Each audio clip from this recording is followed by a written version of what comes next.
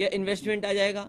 दूसरा, जिसमें करोड़ों करोड़ गरीब चलते हैं, समाजवादी सरकार में बस स्टैंड बनना शुरू हो गए थे।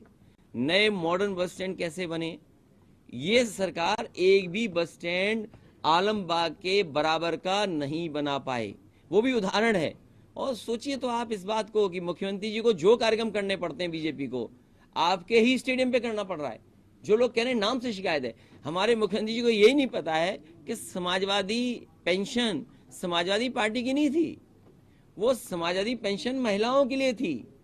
और समाजवादी शब्द इसलिए है क्योंकि वो हमारे संविधान में है।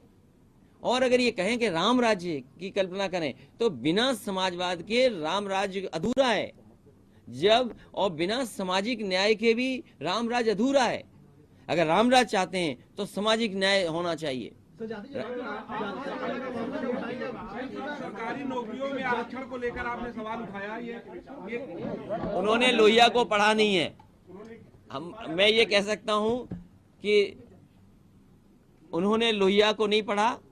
और मैं बहुत जल्दी सदन में, खासकर ये लोहिया का नाम बहुत लेते हैं, डॉक्टर राम मनोहर लोहिया का, मुझे याद है एक भारतीय जनता पार्टी का नेता हमें किसी का निमंत्रण का कार्यक्रम में बुलाने के लिए आए थे। जब उनका मैंने निमंत्रण का कार्यक्रम देखा और वो जब कार्ड देखा मैंने उनका, तो मैंने कहा किताब हमारी भी लेते जाइए। मैंने उन्हें लोहिया जी की हिंदू बनाम हिंदू किताब दी थी। मुझे लगता है बहुत जल्दी नेता सदन को डॉक्टर राम मनोहर लोहिया की किताब वो भिजवानी पड़ेगी। समाजवादी पार्टी इस पक्ष में है कि जाति जनगणना होनी चाहिए। और मैंने कहा, अपनी स्पीच में भी कहा कि जब सरकार कह रही है कि हम डेटा सेंटर बनाएंगे, डेटा सेंटर के लिए इन्वेस्टमेंट कर रहे हैं, तो सरकार आगे क्यों नहीं आती है कि जाति जनगणना भी करे। आज आपने सदन में कहा कि चाचा हमारे हैं, चाचा नेता सदन जी कह रहे हैं। नहीं, ये तो बात समझ में नहीं आ रही है कि नेता सदन के चाचा कैसे हो गए वो।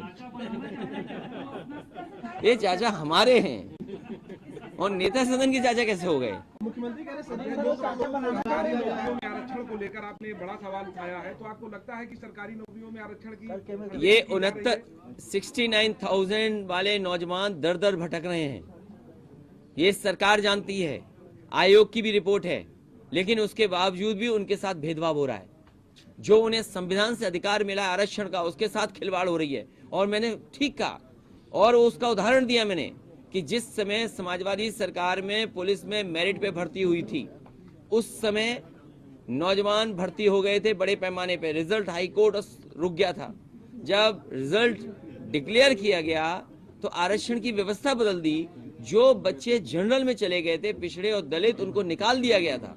तो इसलिए मैं कह रहा हूं कि अगर ये दावा कर रहे हैं कि इतनी नौकरी मिल रही है, तो सबसे ज्यादा धोखा अगर किसी के साथ हो रहा है तो पिछड़े और दलितों भाइयों के साथ हो रहा है। रोजगार दे रहे हैं, रोजगार दे रहे हैं, 2 करोड़ से ज्यादा लोगों को रोजगार दे दिए।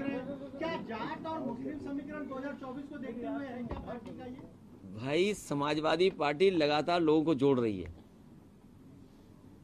सर वो बोले 2 करोड़ से ज्यादा रोजगार दिया जाए, 2 करोड़ से ज्यादा रोजगार, स्वरोजगार वो कागज निकालो जो भर्ती लीक हुए पेपर यार, 2 करोड़ से जो कहीं हो रोजगार और स्वरोजगार घर घर दिया पेपर क्या।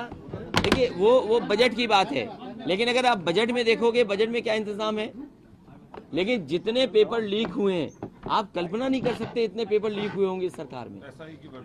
और एसआई की भर्ती तो खुली चर्चा में है। बताओ, 100 से ज्यादा लोग पकड़े जा चुके हैं, गिरफ्तार हो चुके हैं।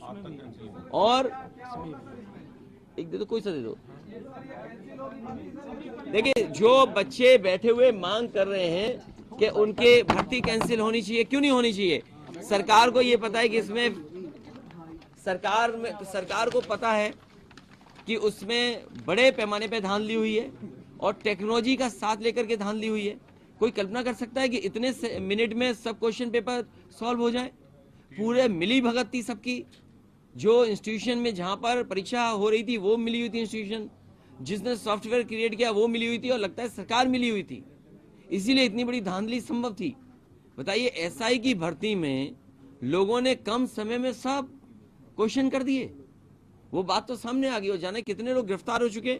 आप बताइए, दरोगा भर्ती पेपर लीक, यूपीपीसीएल की भर्ती पेपर लीक, यूपीएसएससी के लोअर सबऑर्डिनेट की paper leak, tubewell operator paper leak. UP आरक्षित नागरिक पुलिस की पर्चे गलत बटे, ग्राम विकास अधिकारी में धांधली हो गई, प्राइमरी स्कूल सहायक के रिजल्ट के बाद धांधली के आरोप, यूपी एसएससी में जो paper leak, UP TET paper leak, forest guard परीक्षा रद्द, कितनी लीक हुए, कितने पेपर आउट हुए, इसका कोई जवाब सदन नेताजी के पास नहीं है।